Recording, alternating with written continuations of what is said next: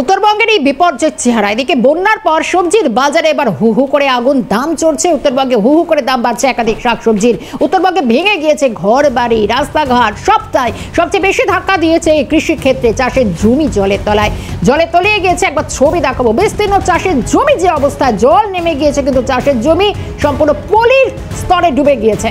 ধান, পাট, আলু, শাকসবজি উত্তরবঙ্গের বাজারে যেন ছ্যাঁকা লাগছে।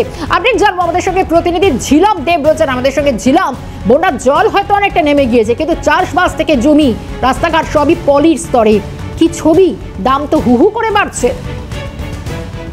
দেখো, পুরো গ্রামের যে মানুষের যে শুধুমাত্র ক্ষতি হয়েছে তা কিন্তু নয়, একদম কৃষিক্ষেত্রে একটা বড় ধাক্কা খেয়েছে এবং তার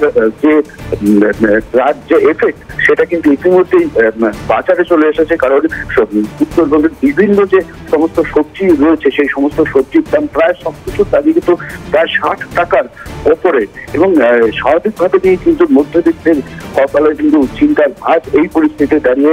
কারণ বাজার করতে গিয়ে দেখা যাচ্ছে যে এক তো যে পরিমাণ সবজির প্রয়োজন, সেই পরিমাণ সবজি কিন্তু আসছে না। এই পরিস্থিতি দাঁড়িয়ে কিন্তু সবথেকে বেশি সমস্যায় পড়েছে সাধারণ মানুষ। সাধারণত এই সমস্ত যে সমস্ত জায়গায় সবচাইতে বেশি ক্ষতিগ্রস্ত হয়েছে, ধূপগুড়ি, ময়নাগুড়ি কিংবা নাগরাকাটা, যে সমস্ত জায়গায় জল ঢুকে সবচাইতে বেশি ক্ষতিগ্রস্ত, এই সমস্ত জায়গাতে কিন্তু একদম সবজি চাষ হতো এবং এই জায়গার সমস্ত ফসল নষ্ট হয়ে গেছে। যে সমস্ত কৃষকরা সেই ফসলগুলো চাষের জমি থেকে বাড়িতে এনে রেখেছিল, তারা কিন্তু সে সময় নিজেদের জীবন বাঁচাতে ব্যস্ত ছিল। সে সমস্ত অন্য কোনো কিছু বাঁচানোর সময় পায়নি। সেই সমস্ত কিছু কিন্তু একেবারে নষ্ট, যার জন্য কিন্তু হু করে বাড়ছে সবজির দাম এবং আগামীতে আরো বাড়তে পারে, এই আশঙ্কার জায়গা তৈরি হয়েছে। ধন্যবাদ ছিলাম।